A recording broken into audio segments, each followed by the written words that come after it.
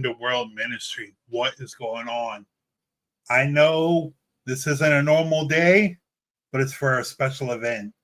If you have Beacon TV or you're interested in the paranormal, go to Beacon and watch this amazing show. It's called I can't remember the name of Paranormal Mysteries with Dave Schrader and Cindy Kazart. And I know I'm missing somebody else. I'm so sorry. But they did their season finale with our good friends at the Ura Shrine with Rick and Michelle. And we have Tennessee Shadow Chasers here with Jennifer and Aaron.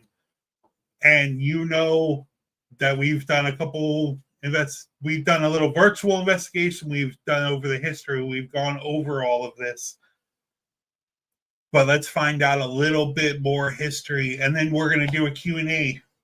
We have the owners. We have our Tennessee Shadow Chasers to answer your questions.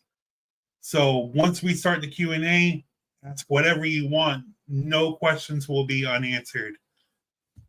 So let's bring our friends up. We have Rick, we have Aaron, we have Michelle, and we have Jennifer. What's going on, guys? Hey, Chris, how are you? Hello. Hey.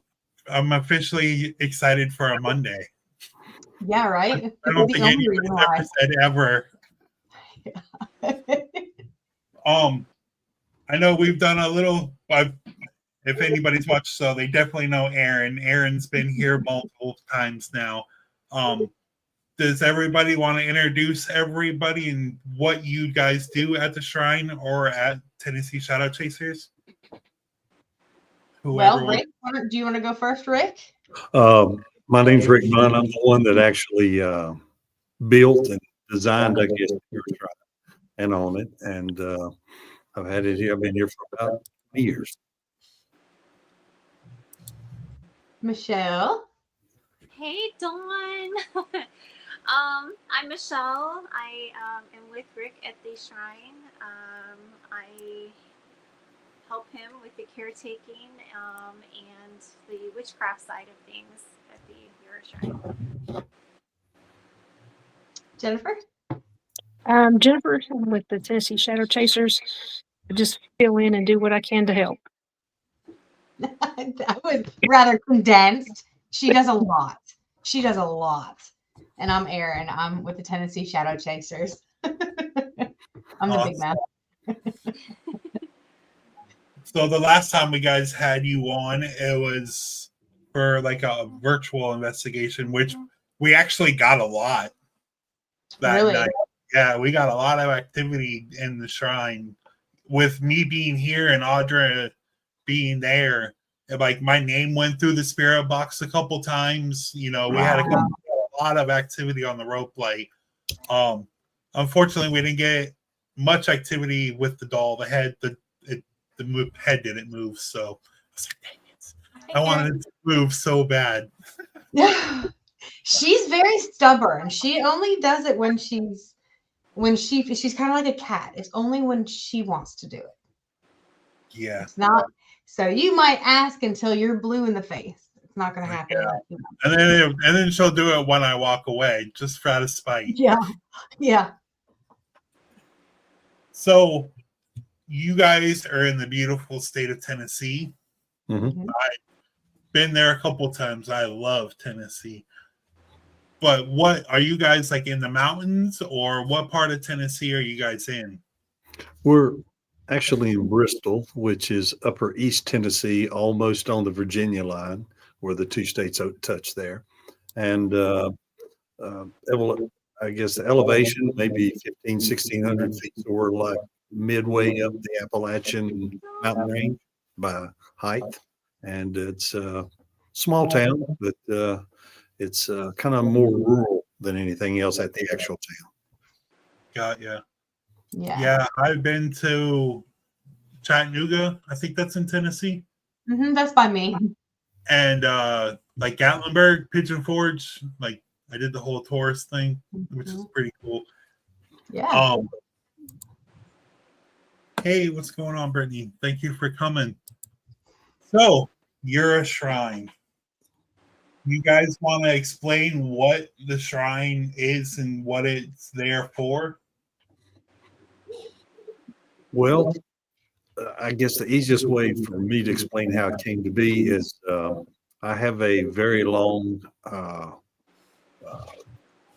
I've been studying the martial arts, very traditional Japanese martial arts, since I was 12 years old, and I was I guess I was basically introduced and acculturated in Shinto aspect of the martial art because I was just exposed to it at a young age. And how this happened quickly is I'm kind of the head of our style currently. In other words, the martial arts is I'm the soke or the head of the style. And when I moved here, the headquarters kind of came with me, not one of the schools. So basically, I started remodeling, and you couldn't really fix it up like a martial arts academy or studio would be. So I basically set it up as a Shinto, an idea. I am a Shintoist, and it's a very specific type. So basically, what it gets down to is I just started building it because I had nothing else to do. It was old property. It's been owned by the family, and it was pretty much run down, pretty dilapidated. So anything I did to it was an improvement. And over the years, I just kept building more and more of the Asian aspect. And then probably about 10 years ago, or a little bit more than that, the other aspects started coming in with the cavern, the cave, and the Covenstead, and a few things have all come after that. But it looks like a Shinto shrine merely because I am a Shintoist.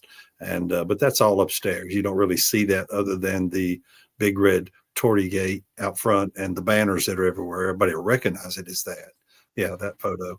But other than that, it's pretty unique for Tennessee. There's not any other obvious shrines around here that nobody's gonna find anything like this at all. Period. No, not in Tennessee. That it would just blow my mind if I walked by and I was like, "What the hell is that?" Like, I'd be knocking on the door, like, "Yo, what's your story? What the hell is this?"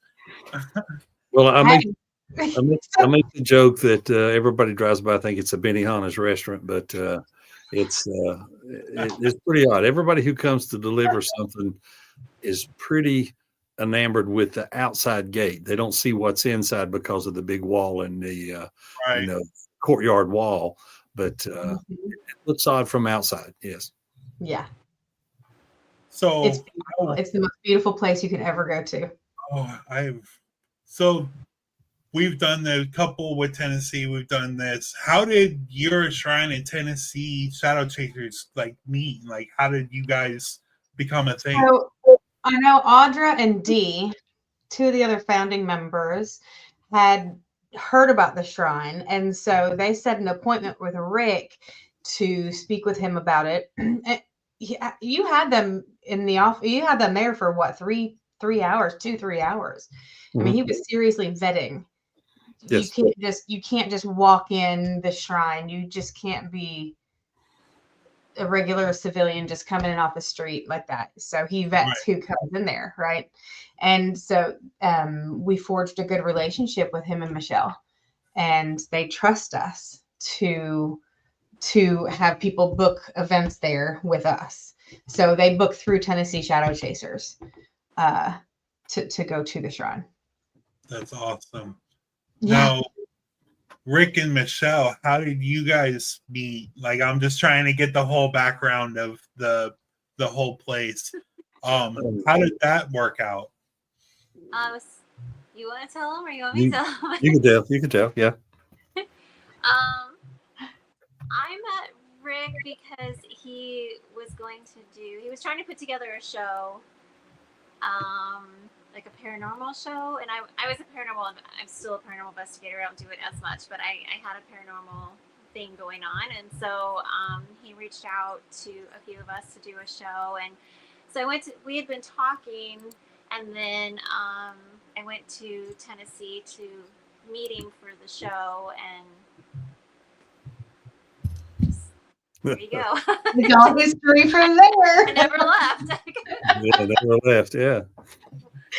Yeah, the show was just something several people had mentioned about trying to put together, and I have not a large, but a little bit of a history in television, well, cable production back in the 90s with the studio, and had the idea to the thing at the time when I was looking at this, which was probably 2021, something like that, maybe, Michelle? 22. 22, was that everybody was saying that there was not enough female representation in the paranormal theater on television.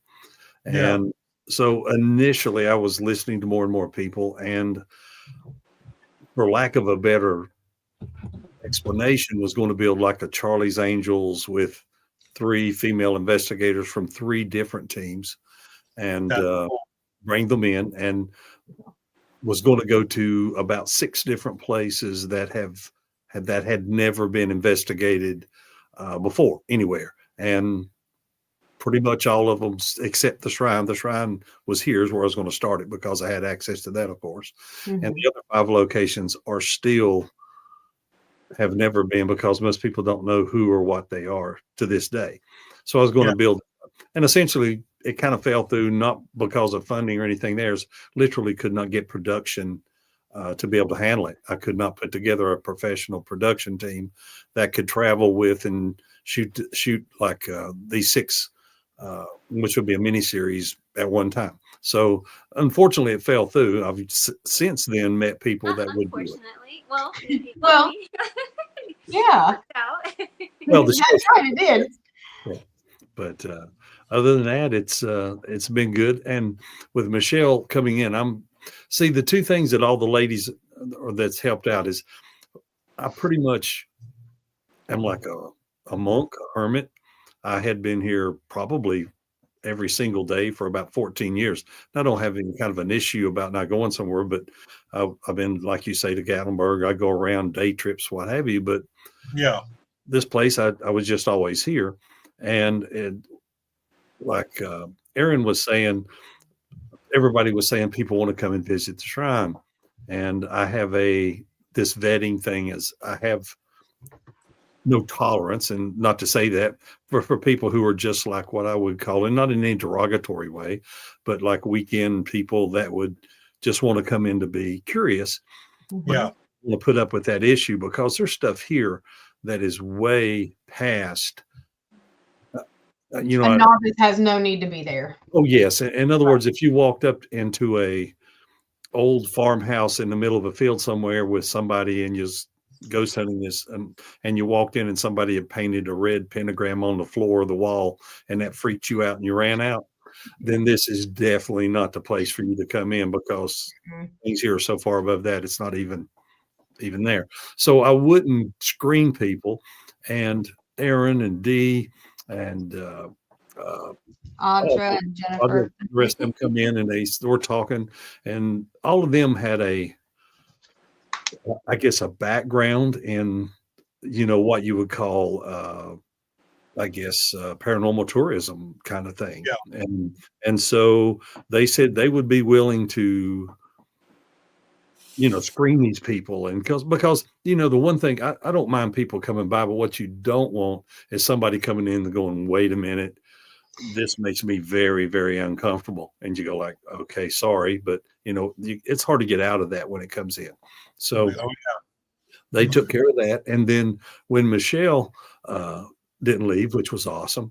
No, we didn't have not any kind of what you would call a business romance kind of thing, work romance. That wasn't the case. The project had already fell through. It was very professional.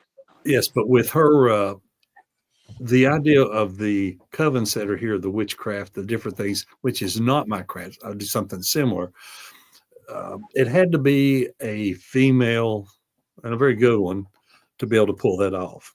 And so that's where so much has changed different as far as the new Covenstead, is because she takes that and runs with it, because I really have no idea what's going on there. So that's the whole thing with this. I call myself, I am the caretaker, and I make sure the halls are clean, the doors are unlocked, and the alleyways are open for both the living and the non-living. Right. He Now, says that's all he does, right? That in itself is a huge task. I was gonna say that's a little more Yeah, than yeah, a that. day stroll That's- in the park, Mm-hmm. But I have a couple rooms that I do want to show, and I'm gonna get this so wrong. I'm sorry, Michelle. Like a witch's circle, No. maybe that's what you Yeah. call it. The Okay. witch's circle, yeah. Okay. Yeah, beautiful. I- I'm full paranormal. I talk to ghosts. I don't practice. I don't do anything with witch. But I've dated plenty of girls that have. But we're not going to get into that. But, so this is the seance room, correct? Or the hallway to? That leads into the coven stud. We call that Oh, the the coven coven stud. Okay. Do you want to explain what this room is while I show a couple of these pictures? Sure. This is Rick built this coven stud, and then over time it has evolved. People send things from all over that are haunted objects, and so they're housed there. Sometimes people just want to leave gifts. It's also things that Rick and I both have collected that are haunted pieces. There are altars in the coven stud that are used daily. They are open to anyone that would like to use them. There's apothecary in there for spell work. There's a lot of books in there for spell work. There's so many objects in there. You could do a 2 or 3 hour video on just each object in there. It's really amazing. You can go in there 20 times and you'll see something different every time you go in. Every Right. time. Yeah. And I know that's where you're sitting, right, Jennifer? Yes, sir. Now, I know you guys been in this place 100 times. Do you, more than 100 times, do you guys get any weird energy out of this room? Like after somebody's practiced or done whatever they do in this room, is there like a crazy energy throughout the... I don't know. I think it more like it's this enveloping energy to me. I just, it's this warmth and this, it's almost like they're watching over you and I guess maybe it's different for everybody, but for me, when I go in there, either it just feels like they're like, okay, come on in and sit down and take a break and relax and just be yourself. It's just this warm, welcoming, comfortable feel when you walk in that room. For me. Now, is that the intent of that room to feel that way, or is it because I know like all practices are open in the shrine. I know that. Mm-hmm. So maybe I want to say certain energy, certain whatever, does it go out through the whole shrine or does it stay in that one little area? I would think that the easy way to explain it is the shrine is not it is the intention is to be welcoming to people of all practices and what have you. So initially, the shrine for, I would say most people, well, all people's, unless they have some alternative motives, is it's very warm and inviting and it makes you feel good and comfortable. So people who are looking for that kind of thing, that are, looking for something, they like it. And then unfortunately, people who are not looking for that, when they feel the warmth here, they think it's like something darker pulling them in, trying to seduce them. And so you could have both people feeling the exact, 10 people feeling the exact same reaction. Half of them will say, oh, it's trying to seduce me to the dark side. And the other half are going, this is great. So they can have total different perceptions. Now, there are people who come here who have not so good reactions. Yeah. And that is apparent when it happens. And I personally have no idea why that happens. Nothing here is intentionally trying to make somebody feel bad. I mean, why would you do that? That's, this isn't a haunted house for Halloween. Somebody jumps out at you. Right. But, there are people who have very uh, bad experiences here in their own interpretation. Brittany's asking about what types of spirits and energies are at the shrine. Brittany, there are every kind of spirit or energy on the spectrum that you can think of go through the shrine constantly. It's like it just, I don't know. Wouldn't you say it's the best way to describe it is like it's a train station? I mean, they're not bound there. Yeah, they're not. And I feel like each section of the shrine has its own feelings. You have a different feeling in the Covenstead. It feels, like you said, you feel the presence of being watched, but it also feels calm. Some people feel very relaxed in there, but you can go into the cave and immediately your heart's racing, you're feeling like something is not wanting you in there. Each room, each part of the shrine, I feel like has a different type of feeling, a different entity. And Brittany, something specific in the Covenstead. The last time we were in here, we got a kid giggling, and then we also got a cat walking around the floor, rubbing up against her legs. Yeah, we did. I sent you that EVP in that video. I chunked it up into 2 to send it to you, Chris. Yeah, and I have that child laughing EVP on there. Was it the first one or second one? Oh, I think it's in the second. Okay. It's the second one. It's not the one with the SLS camera footage.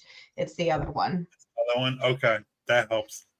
We have children there. We're not sure why there's children there, but I read to them, out of the books. I've heard them. It sounds like they're outside waiting for a school bus. I mean, you hear them talking, and there's no school bus there. There's no bus stop there. You hear them giggling. I think they play with Colby. It's no idea why there's children there.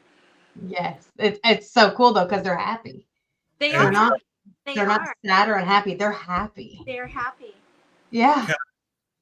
Maybe would they be attached to the dolls? I know you guys have multiple dolls around the property. They might. I don't know. That's the crazy thing. You don't know what you're coming up to talk to. You don't know what's there. You don't know if it's a demon. You don't know if it was a human being at one point in time. You have no idea. And then the next time you go in, you're talking to somebody different because they just come and go. They're not bound specifically to the shrine. They can come and go as they please. Right. As far as the Japanese influence of the children being there, one, I can't say this is exactly the only one, but in some forms of Japan, they're called the Mizuko. And what they're basically called is water children. And a quick synopsis of that, they're kind of like the Japanese version of the black-eyed children in the West. They're considered to be very mischievous. Some say even evil-like. But in Japan, back in the day, children that were born that passed away without ever being named, basically like if a child was born, stillborn or whatever, if the parents didn't name them, it made them angry. That's kind of the folklore or the culture.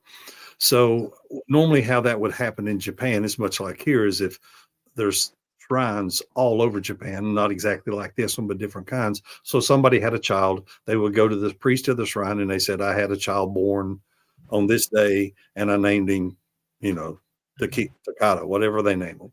And the priest would write that down in the book. And that was kind of the government's way of keeping records like a census. So it was the case. So if a child was born, and even some families back in harsher times, the infanticide, where they would just take the child into the woods and leave it to, let it unlive it. And that was a practice. And, they've even got the field of trees out there, which is the big forest, the death forest that people would go to. It's supposed to be haunted. So anyway, the folklore is that these children that were never named, that died, that didn't have a name, that weren't registered, or upset about that because they weren't recognized, and they would go to the shrines to bother the priest because the priest didn't name them. So, what essentially, in other words, to be recognized. Now, I have no idea on how that works, but with this being a shrine and a Ura Shrine, which means it's open to everything, it's kind of like a safe space, basically, kind of like a firehouse is. You know, you go to any fire department, it's got the little picture of this is a safe space for anybody to come if something. So, in that respect, the Mizuko that are here are drawn in some way, I can't explain how, to the shrine. It could be Japanese, it could be anything, because they were not respected in life, even if it was a long or a short one. So when they're here, they get treated well. You said that they go into the dolls, very possibly. Michelle reads to them. It's almost like you can hear them playing sometimes, and she can say better. I think Colby, the more active little dog, sees them. So yeah, I think there are times, now they're not here always, like Aaron says, but there are times like if Michelle decides to sit down and read a story, or just like he was going to be in kindergarten almost, I guess it's how I'm imagining it, then you can pick up a lot of that. So yeah, they're here. Are they problematic? I guess it would be like could be like a kindergarten class with no teacher and everybody just fighting, playing, and taking toys from each other and all that. Right. Could be chaotic. exactly. A little chaotic. I could never be a teacher. Mm-mm. So David had a question. Is the shrine open to the public? No, you have to book through the Tennessee Shadow Chasers. Yeah. In other words, we live here. So, I mean, it's, not a public place like, it's actually a home, and, all the stuff that goes on home is here.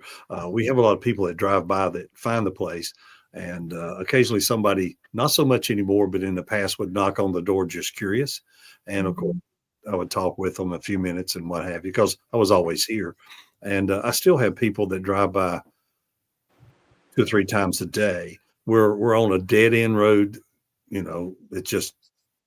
It's pretty, and a cemetery right in front of the place. Cemetery right across the street, by the way. I forgot about that. Add to the ambiance that already is the Yes, shrine. so this isn't a place that people would just be wandering around in to go, to something. And so if they show up, they'll look and ask, and then some are impressed, and some of them are intrigued, and some of them are horrified, I would think, probably. Mm-hmm. And we've also done public hunts, and we are hoping to get some more put together soon. Mm-hmm. Yep. Now, civilians, as we call them, and what I mean by civilians is not in a derogatory way, is people who are not a member of an established paranormal team, which we would never really bring in, because this place is pretty much, that would be like trying out for and I'm not trying to say this is better. It would just be a lot.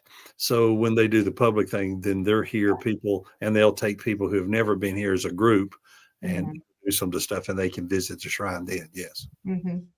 Yeah, because it's a lot to take in when you're not, if you're at the novice level, even if you're not at the novice level and you've been investigating for years, over 12, 13, 14 years, it's a lot to take in when you come into the shrine, because the premise of the shrine itself, then you have all the haunted objects on top of that. There's so many energies in there, it can be overwhelming. So it's not for the weak, definitely not for the weak. And every time you go, it's going to be different than the last time. Mm-hmm. There's no time. You can go on a Monday and you can show up that next Tuesday, and it's going to be totally different. That's just the way the shrine is. It's amazing. I have a question that I want to ask that I didn't ask last time. Being in Tennessee, being in the Appalachian Mountains, with all that folklore, all the skinwalkers, all the whatever, the creepiness of don't walk around night in the woods of Appalachian Trail, do you think that kind of energy has an effect on the shrine? 100%. Yeah, 100%. 100%. Same way with the Native American. All this property up through here was at some point in time part of the Cherokee Nation that went all the way up, and so there are Native American, specifically Cherokee, 2 or 3 other tribes that was in this area that battled each other and moved. So yeah, all of that is impressive here, as well as within just a few miles of here were Civil War battles. So everything has gone up and down through here. Oh yeah. Wow. Absolutely. I was And gonna plus say this shrine sits on a cave. There's all the water The energy. cave system goes underneath the shrine. Is what? Yeah. Yeah. so you guys have flowing energy going. Wow. Yeah. No, I didn't know that either. You guys are just the freaking super bomb of. It's the energy. perfect culmination. Yeah. Teresa, it is in Bristol, Tennessee. So you're talking Eastern Tennessee. So Bristol, Tennessee is where the shrine is. Yeah, it's the perfect culmination. You have a cave system, you're in the Appalachian Mountains, and the shrine. Well, It's just a the lot shrine of- itself is just, it's a lot. Well, Tennessee, that's particularly the upper part of Tennessee here, has more caves per square mile than just about anywhere else in the world. And they're basically limestone caves where it's been dissolved. It's just the topography of this area, not particular here, but everywhere. Down in front of the shrine now, the shrine is up on a small hill. Some people in Florida, it would be a mountain, but here it's just a hill. And in front, how I know this to be the case is probably 20 years ago when I first moved back up here, there was a backhoe kind of thing digging beside the street down at the bottom of the main highway that comes up here. And a big front end loader completely dropped down into the ground in a sinkhole with the guy on it.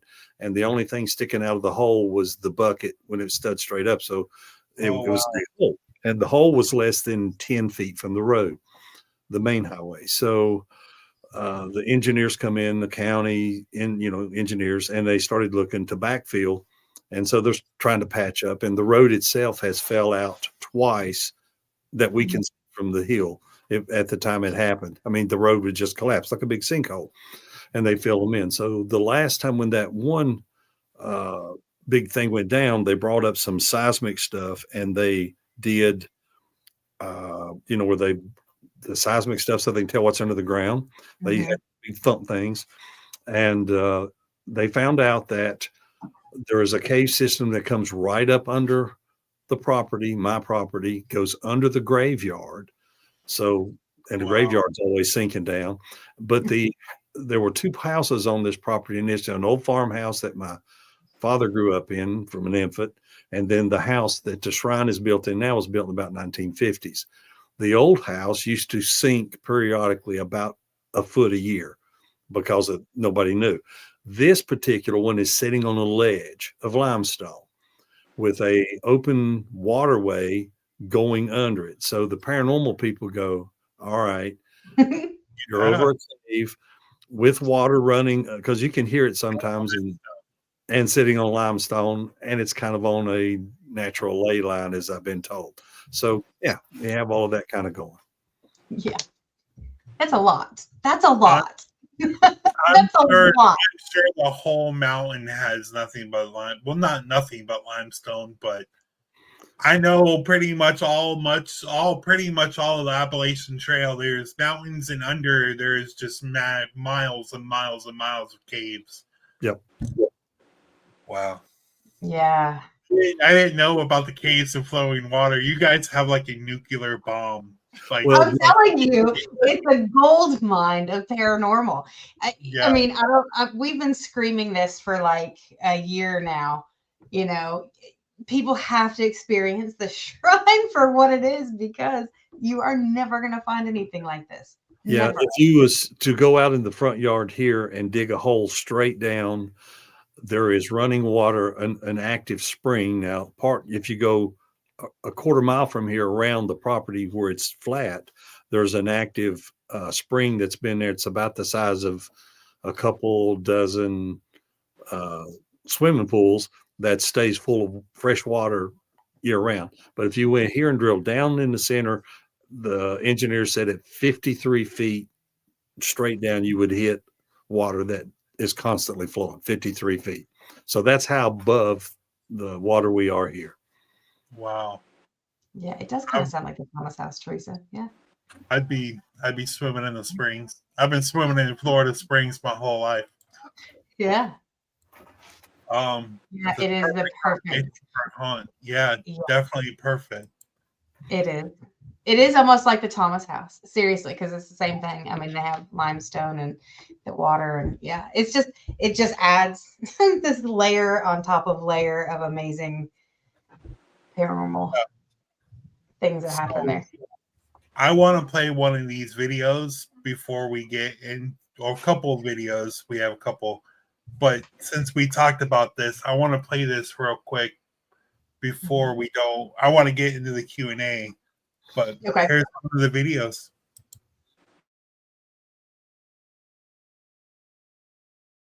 Here? Besides me. Yes. Besides cat. Kitty, kitty, kitty, kitty, kitty, kitty. Come here, kitty, kitty, kitty, kitty, kitty, kitty, kitty. Purr.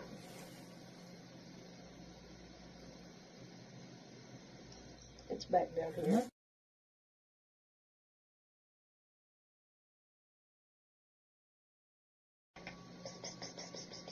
Purr.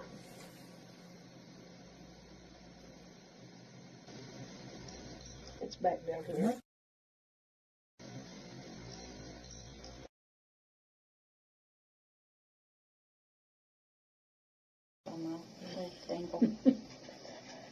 That is crazy. That's so funny. Crazy. That's so funny. Kitty, kitty, kitty, kitty, kitty. Because there is a ghost cat here. Oh, wow. What?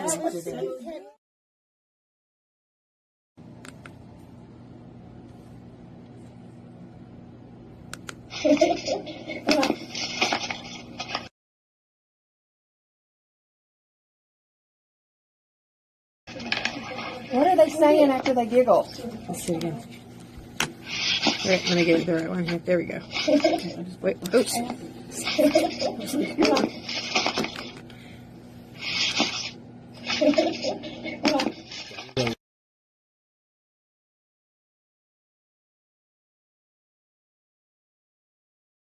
Does it remind you of Michelle's hair? Does she remind you of Michelle? Yes. Does she remind you of Michelle? Yes.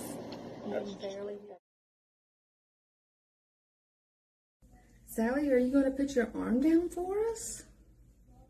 Thank you so much. That would be very nice of you if you could. We know it takes a lot of energy, so we really appreciate this.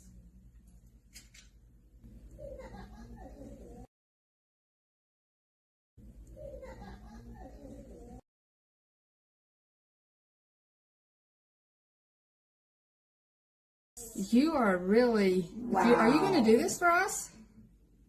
It's moving. You are adorable. Goosey bumps. Yeah, I got a few. Sweetheart, thank you. Are you really going to do this, Sally? Thank you, Well, Sally. you said all night that you never get to see it, so she's making It's just like slow her motion. eyes keep blinking. Are you guys seeing that as well? No, Okay. the light flickers. It could be though. the light. You can see the lights have flickered. She pulled some juice from the. Sweetheart. That's like halfway down already.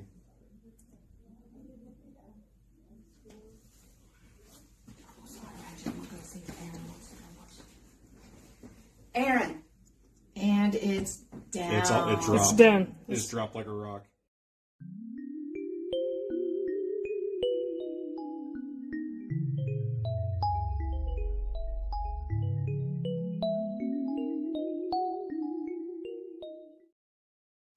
Yeah, that was our first public hunt there. Very, very, very successful. Because these were a bunch of people. These are a bunch of people that came together. That I mean, they weren't they didn't all know each other. Like 2 or 3 over here knew each other, 2 or 3 over here knew each other. And it was just really good energy. And that laugh, I mean, that was the coolest thing ever, because there was a woman there who had hair just like Michelle. Michelle was not in town at the time. And so there was this woman there that had the same hair as Michelle. And she put off this same warm energy that Michelle always puts off. And it made the child very happy and very giddy. And so this child was just giggling and laughing and running all over the place. It was so cool. And that's the same child that we hear. That's the same, yeah, same giggling child. Yeah. Yeah. And I guess that woman reminded the child of you. Aww. I'm pretty upset that I've known you. Oh, your bell's going off. So I set up my bell while I was playing this video, and the bell was going off the whole time that video was playing. That's cool. It just went off.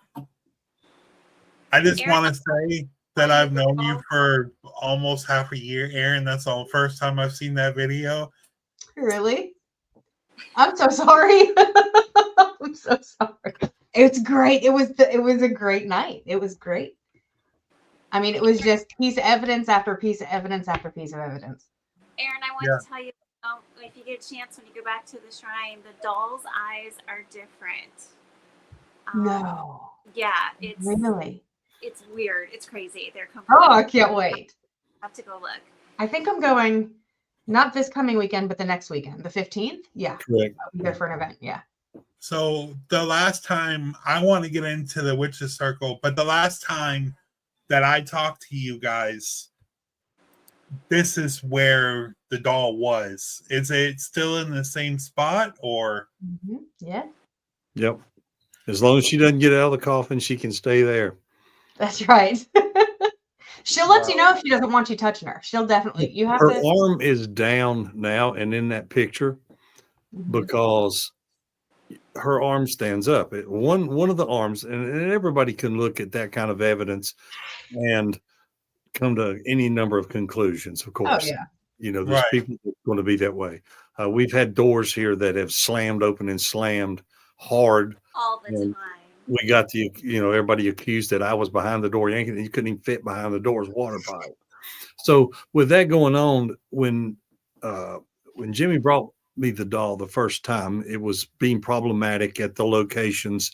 She had been passed around to a couple of places, and the people involved were just not having it. Usually the females of the house wanted it gone. So he brought it up here, and he told me he had it one time that she would drop her arm. Now, one of the arms on the doll is very tight, as in like, squeaky tight. It doesn't move. Nothing's on it. And you'd put her arm up, and it was here. She's sitting in the coffin. He also brought the coffin, same guy. And she's sitting there in a room by herself. And his idea, that room used to be a scrying room for total something different. But he brought a couple dolls here and a couple items. He said, these two don't get along, or they're together, they're worse, however the case was, to separate them. So one's in the coven stead in a glass case, and the other one's in there with her whole room. So it had been maybe 3 weeks or so that she had been here, and I put her arm up, and I hear her all the time. And I go around for morning ritual and cut the lights on in the cave. And when I walked by there, cut the light on, she was sitting like it was in that last picture with both her arms down.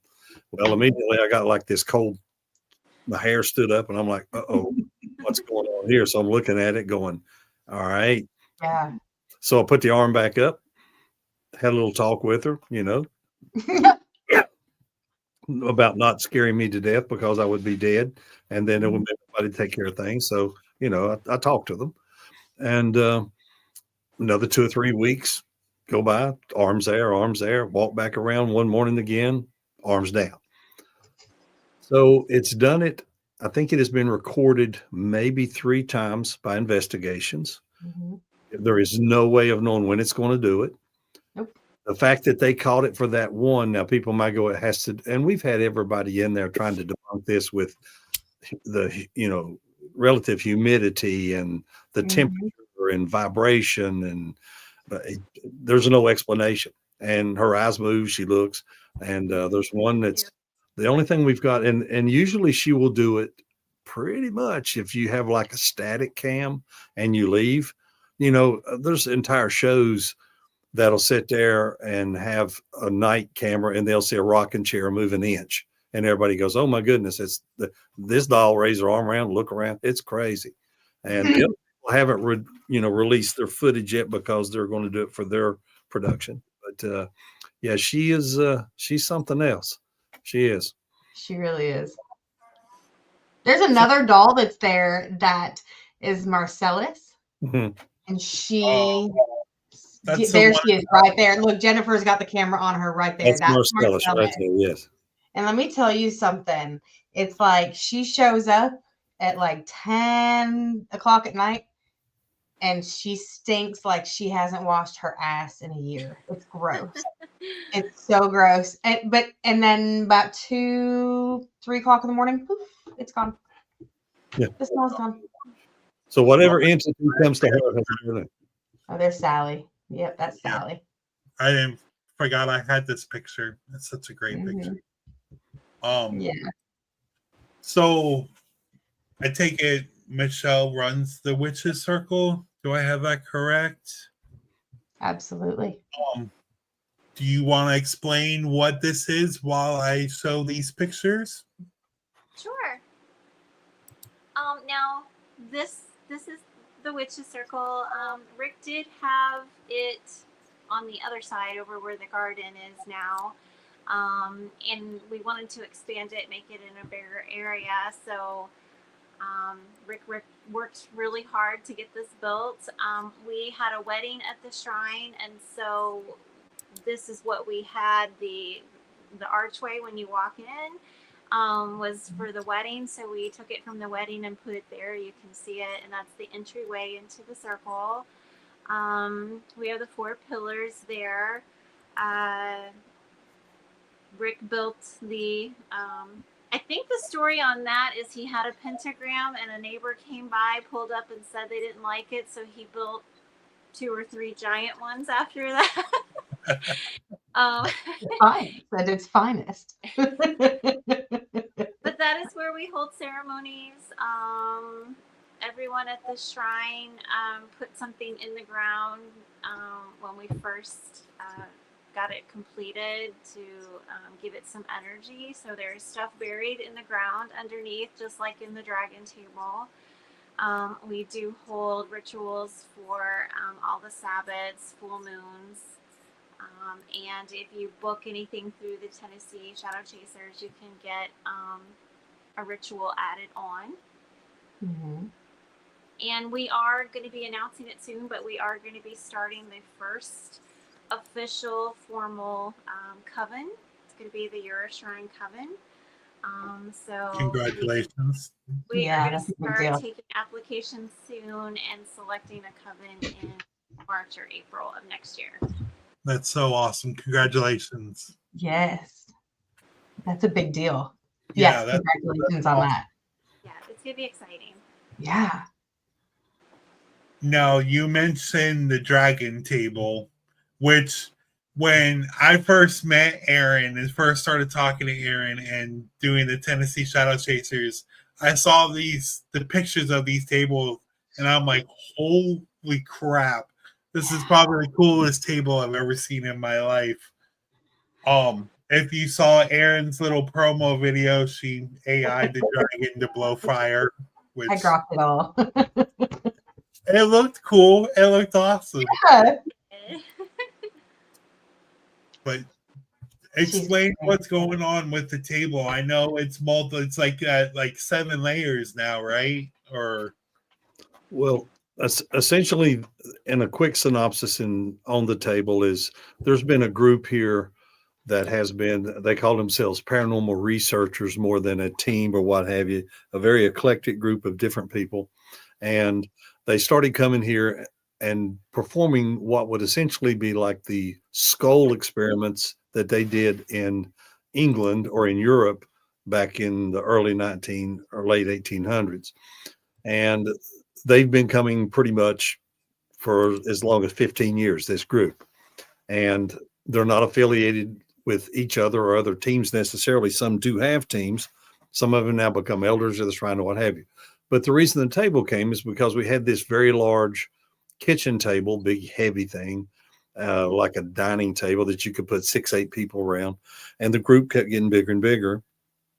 So we had to get a bigger table. So I went to one of the office supply places to see about a conference table. Couldn't find one of those that looked good. So jokingly one night, one of the guys that was here at the shrine, one of the elders who is a chemical engineer, he said, we can build the table. I said, how? And so we sit down and start figuring out that we're going to build this table with layers. And subsequently, the frame to hold the table by itself, the wooden frame, weighed a little over 1,200 pounds. By the time the concrete and all the things were poured in the table and its size, it weighs, we had some scales brought in that they weigh trucks with, and put one under each and lift it up, and it weighs 6,322 to 4 to 6 pounds. It weighs more than 2 cars. Then we set it back in, and it's never been moved since. It's built by a proprietary concrete called Dragoncrete that chemist actually owns the patent for, and you can set fire to it. It doesn't transfer heat, or it's hard. It hasn't cracked. You can chip it a little bit. I mean, it's just there. It's 6 inches thick, and the layers, there are 7 solid layers in there. And how that was done is when the table was empty, we had all these people here. Some were witches, some were, druids, some were Nordics. And we say, we're going to fill it up. And it's very Japanese. It doesn't look Japanese, but it has some Japanese stuff in it. And so the Wiccans came, were one of the first groups, and they put crystals and sigils and wands and all kinds of stuff in the table. Then we would pour a layer of Dragoncrete over it till it was covered, let it dry. And then the next group would say, they were fighting for, it's not real thick, 6 inches. So you can't have a 4-inch table section for just one. But essentially what is in there is every group brought something and had it in the table. The elders have their sigils at the bottom, and they've all been blood marked and what have you. So the blood rituals at that table, absolutely. I don't like nothing sacrificed, but there were people who would, prick their finger and mark their spot and all that. That happened here. But essentially there are swords in this table. There are Nordic swords, Japanese swords, there's knives, there's wands, there's crystals, there's sigils, about everything you can imagine. Just Ouija boards in here that were collected. So basically how it was built is that if everybody said, and the table is a dark table, it is. It was built to thin the veil from from up and above. And they took every urban legend that says you should never, ever, ever, ever do this or you'll summon a demon. That's built into this table if we could do it. Every one of them. Yeah. And so we have people who come here and go, oh, that's the worst thing ever. And it was for a point. Yes, it is dark. It has been dark. But it does its job pretty good. The tables has a magnetic anomaly, which means you put a compass on it, it moves.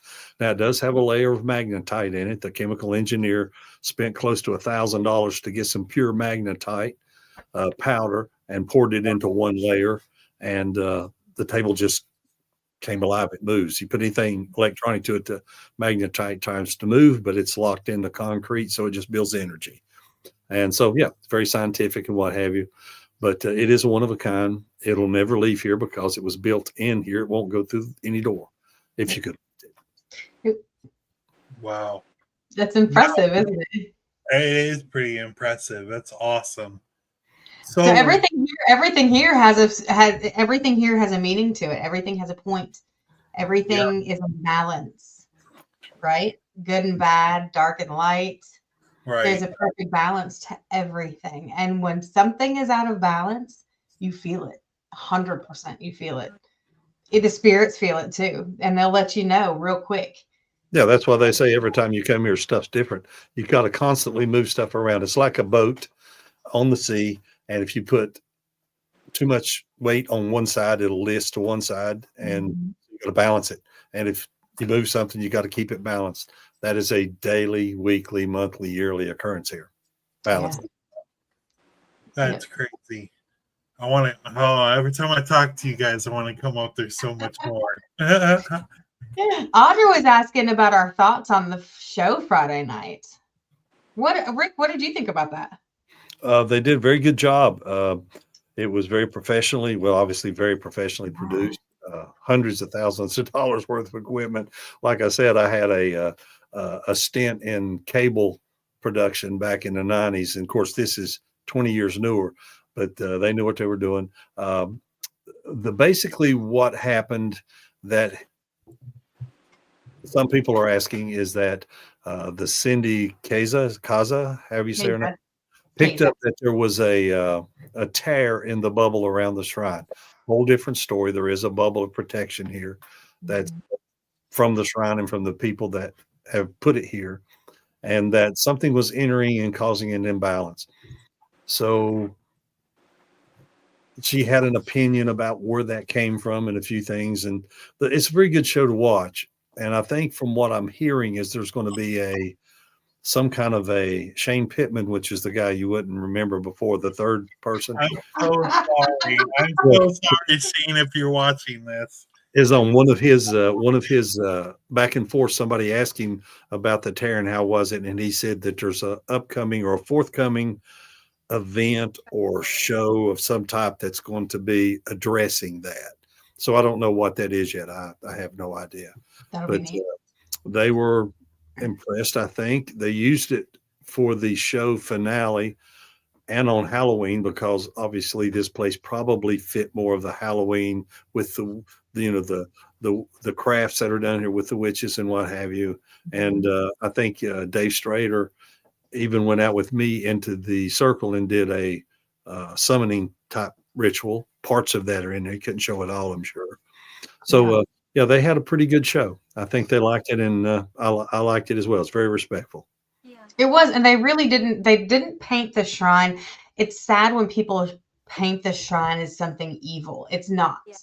There's a terrible connotation with everything that goes on at the shrine. It's not evil. There can be evil things there, but this is a safe place for you to communicate with anything, good or bad. This is even ground. This is even ground communication, right? Which is, and last words paranormal is saying, yes, it does actually increase your potency if you have a gift. Absolutely. Oh, absolutely. 100%. Yes. Yeah. If you're having double contact on the other side, it's very thin here. Yeah. Yeah, very much so. Yeah. So if you have a gift, it's gonna expand while you're there. No doubt. So everybody that's watching, we have 13 viewers right now. Guess we can get into the Q&A part of the podcast. So I know people have been asking questions here and there. But anybody that's watching, Teresa has to go. It's okay. Thank you, Teresa. Thank you so much for coming. You did. Yeah, if you guys have anything to ask, this is the time, and the floor is yours. I'm just clicking. So I think what Tifa's saying, do the residents get irritated with large gatherings? They like it. They feed off the energy. I think. I could be wrong. I mean, Michelle, Rick, you can correct me. Oh, yeah. Jennifer, correct me. You mean residents like me and Michelle, or residents like the non-living? The non-living. Oh yeah, they absolutely love it because they feed with that. Sounds very predatory, but literally they feel off of the energies. The easiest way to explain that is people who want to interact with spirits come here, and spirits who want to interact with people come here, and they kind of interact.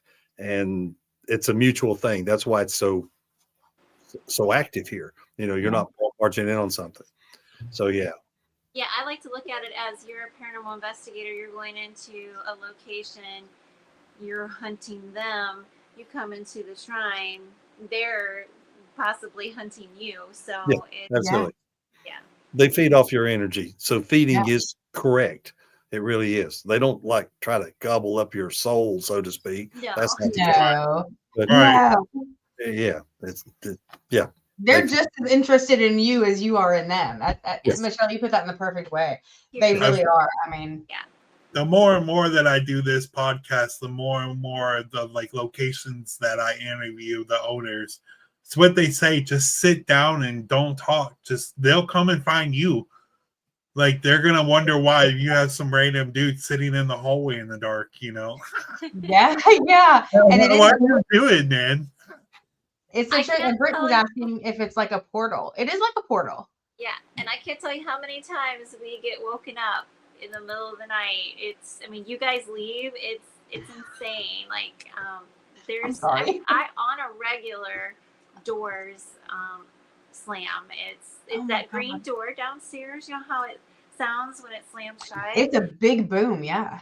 I hear that a lot, and I'm like, oh my God, somebody has broken in, because I'm always thinking we had a drone come in, somebody flew a drone in, was flying it around, so I'm always afraid somebody's gonna climb the fence, try to break in. Yeah. So when I Right. hear that door shut, I'm like, Rick, go downstairs. There's somebody downstairs, and it ends up there's nobody there, and we, that door, you just hear it slam a lot. It's That's impressive. wild.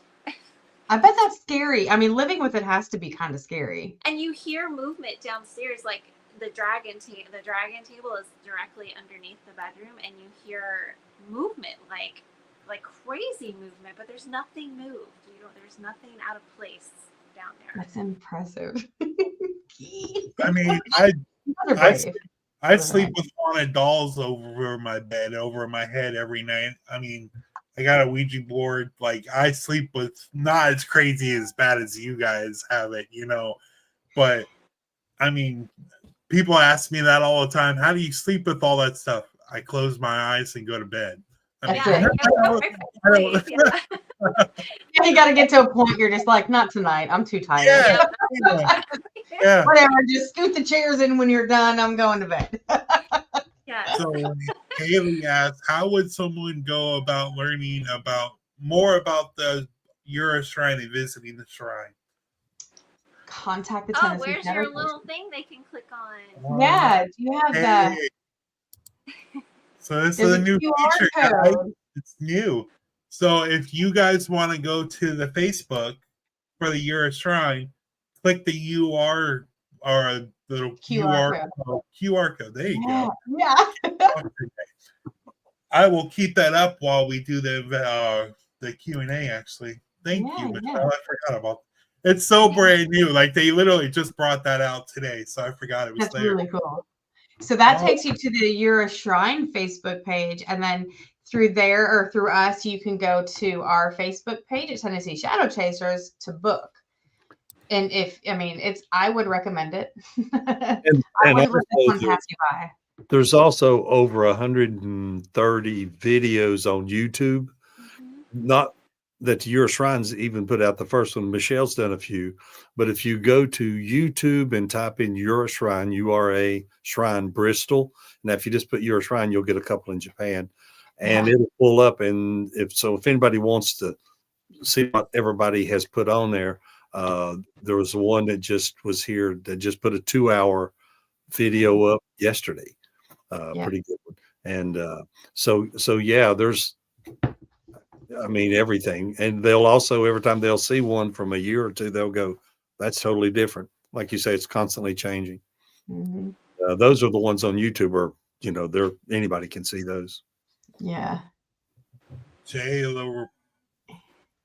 Jay said the shrine is by far the most mind-boggling, energy-ridden place I've gone to. The first time of my fear of dolls. He literally had to face his fear with the dolls. Oh. There are haunted dolls there. Because don't forget, people leave haunted items with Rick and Michelle. I myself have left a couple of items with them. Wow. Yeah. You never know. I mean, there's a serial killer by the name of Nathan White. His Ouija board is there. I mean, he's sitting on death row right now. So Yeah. yeah, so they have his Ouija board, and they have some dolls that are haunted. They have all sorts of stuff there. The coconut, Coconut. the Death Aztec whistle that Rick let me blow into.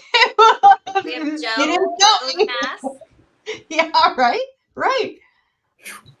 Yeah, I think we talked about that earlier in the show. It's definitely a portal. I know Michelle was pointing out a new mirror that they just got before we went live.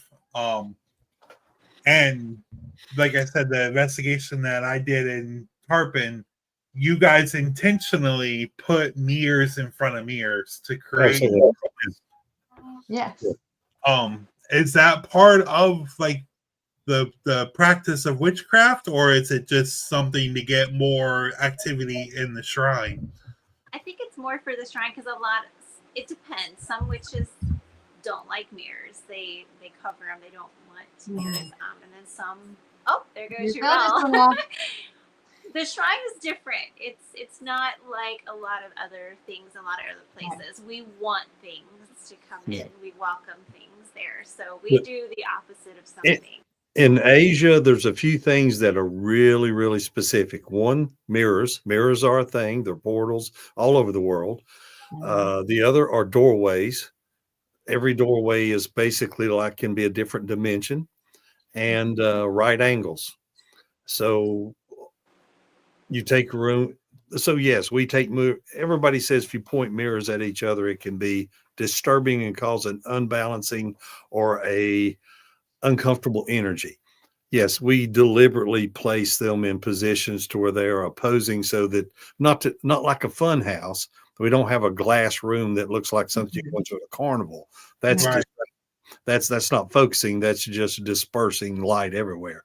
But Right. there are mirrors here, like over the table, that reflect into other mirrors and things. And the thing that you'll start to notice, if anybody's listening, I'm old, so I've been doing this for a long time. And one thing that I realized back at one of my police academies that was on the state level back 40 years ago is they told us a guy come from the FBI, and he was teaching a class, and he says, if you're in the night, and we have a detective right on the other side there, Jennifer, she would probably understand this, but they tell you, yeah, she's like still there. So if you get her, she'll get you. But anyway, she's watching. Yeah, she's watching right now. She's got that detective look on her. Anyway, they say at night, if you look straight ahead, the particular cones in your eyes are focused, but that if you want to see something in the dark, you look slightly away and look through the side of your eye, because the cones on your eyeball, and there's a term for it, are more receptive to light or darkness. It picks up better. So have you ever noticed how everybody, when they say they see a spirit, it's always at the corner of their eye? And that is a physiological thing, because with the minute you look at it, it will disappear, because the cones in the middle of your eye are for distance, not blitzing. Right there. Yeah.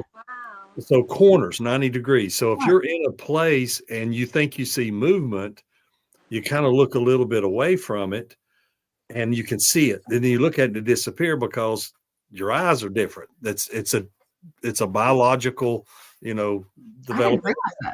And so the deal is, I never knew that. Oh yeah. It's a thing. Like I say, I'm kind of liking it's just a bunch of useless information, but no, that's actually really interesting. Yeah. I'm sure you could go to an AI and say, why can you see out the side of your eye in the dark better than the center? And it will tell you the specific reason for that.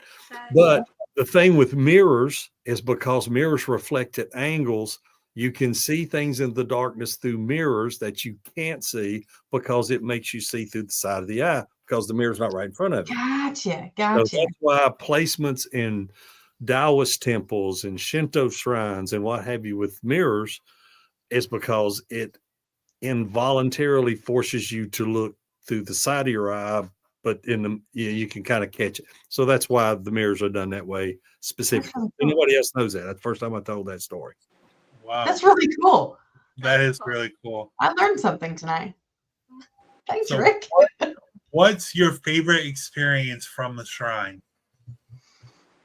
Sally's on. Which one? Well, Jennifer, what do you think? What's your favorite? Sally's arm. Sally's arm. I watched her for about 10 minutes out of the corner of my eye, and I couldn't tell if her arm was moving or not. And then when I finally said, yes, I'm not crazy, it took 5 more minutes for her arm to completely drop. Are you serious? Yeah. When we were in there doing the EVPs, I was Oh, watching her out yeah. of the corner of my eye. That's right. I would say for me, oh God. Actually, the ghost cat. I've never experienced a ghost cat in my life until I was there at the shrine.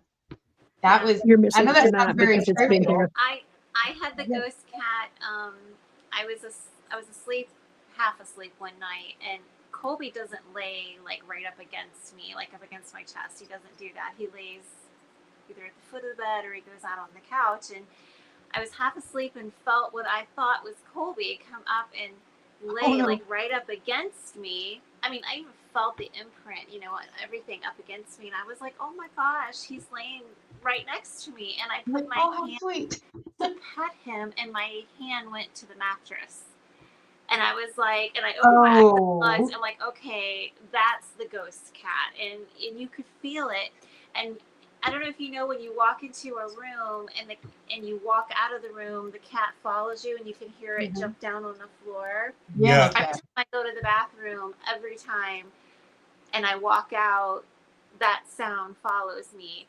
And I'll go back in and try to recreate, like, well, maybe I stepped here and it made a sound. Maybe I stepped there, and it's not. It's the sound of the cat jumping down off of the whatever to follow me back out of the bathroom. So I love that you experienced that, because Rick thought I was crazy. It was insane because it was me and Audra, Dee, Jennifer, and Bailey, and we were all in there, and we heard this meow, and we all turned our head and we're like, "There's a cat in here? Where did the cat come from?" Because you have Colby and China. I don't think they would allow a cat in there. I think they would eat it. So I just was blown away. It was so cool. It's, you know, and I hear it every once in a while. It's not every time I go there, but that sounds silly, but yeah, that was pretty exciting. I was just trying to find my cat. My cat does the same thing. He just jumps off the bed, and every time I wake up, all she wants to do is play with my feet. I don't know. She's got a foot fetish. I don't know why. She's a cat. Yeah. Audra said, if the spirits do not feel you are ready, they will stop you from coming. This is true. Very true. And I don't know if it's not necessarily to keep you from the shrine. It might be to protect you because you're just not ready. Agreed. It's not anything necessarily. I mean, it could be with your intentions. I mean, like I said, you all correct me if I'm wrong, but I mean, if you have bad intentions, it's not going to let you cross that threshold of the Torii Gate. We've seen people try to come who had to reschedule 2 or 3 times because something keeps happening to their car, and then they end up they never come after that. Yeah.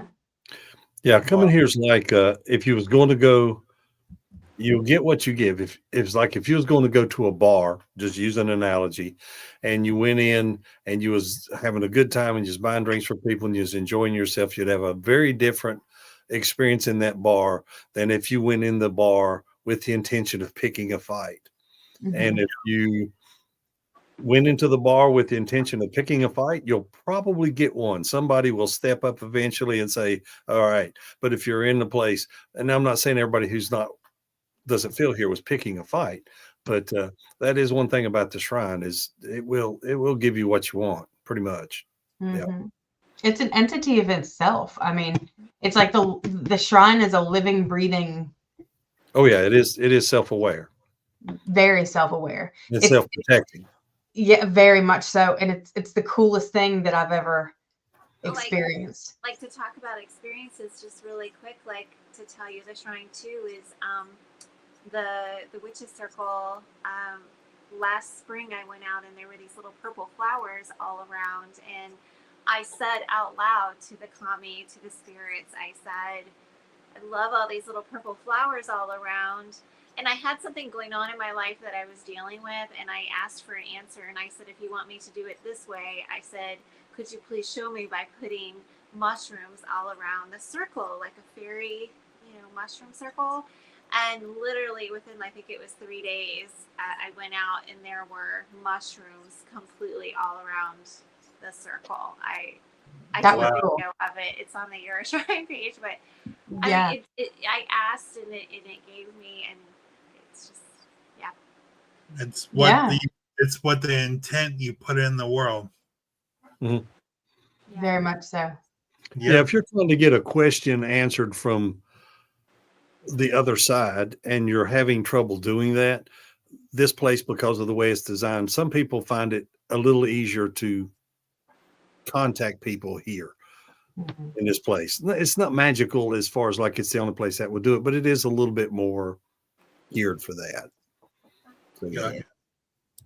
Jay says the shrine I feel leads you and lets you know your path. It sheds a light on your path. It really does.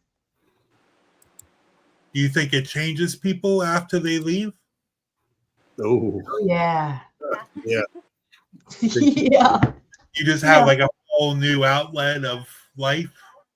Well, I don't know that anybody's going to have a life changing event here.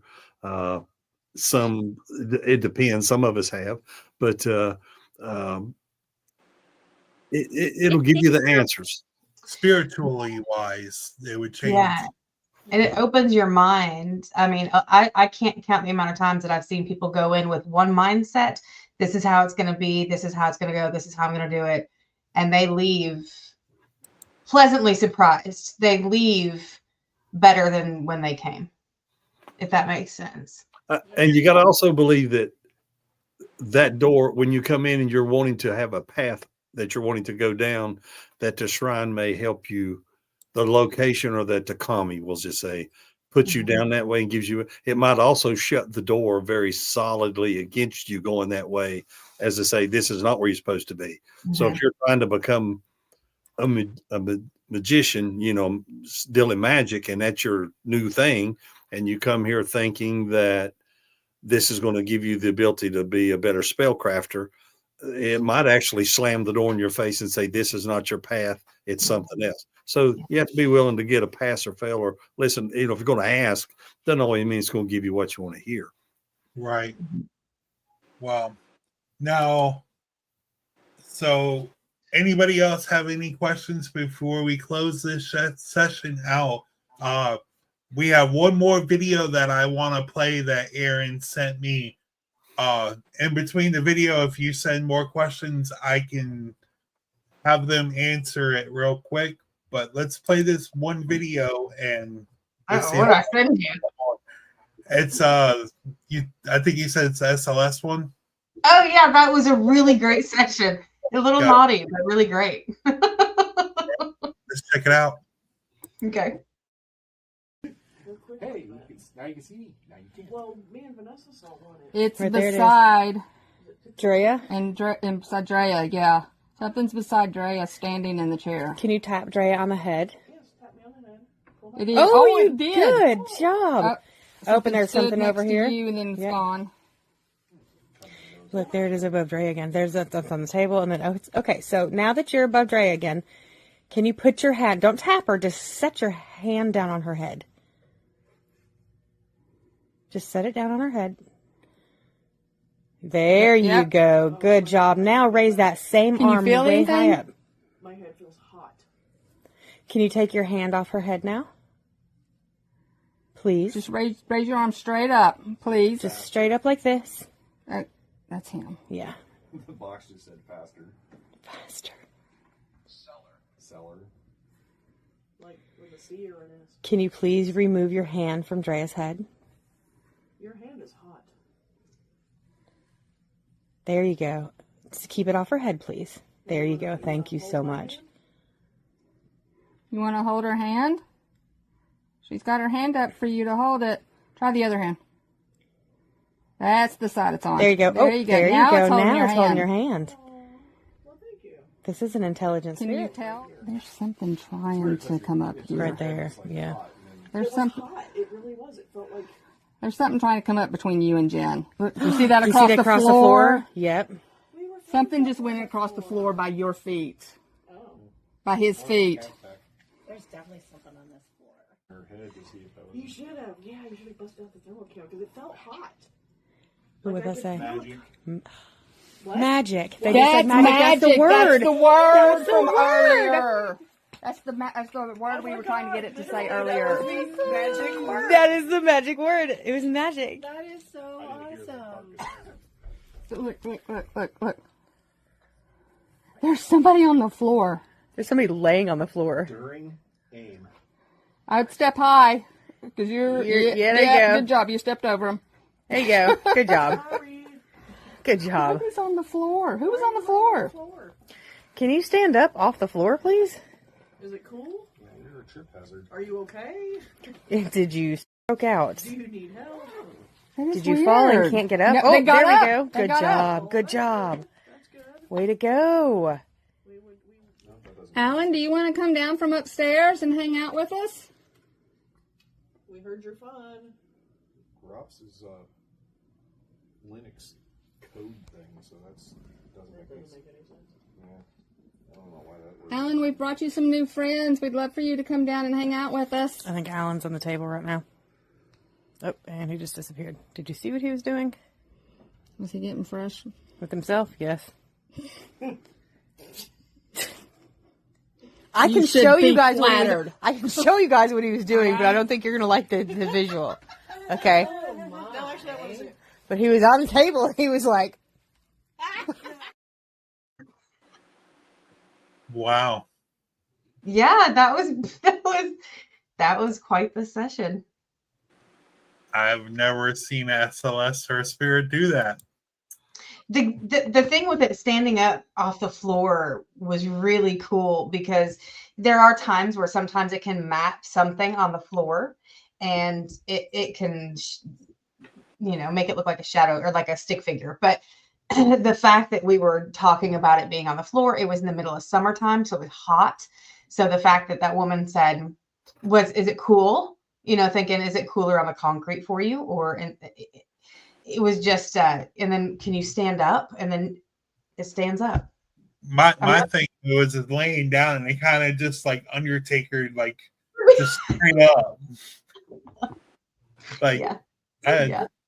I don't know. They definitely have personality. Lots of it. Especially Alan. That's another doozy. Yeah. Unfortunately, we have no more comments, no more questions for this session. Okay. Is there anything else that you guys would like to promote for the shrine, or you guys would like to say to the viewers that are watching?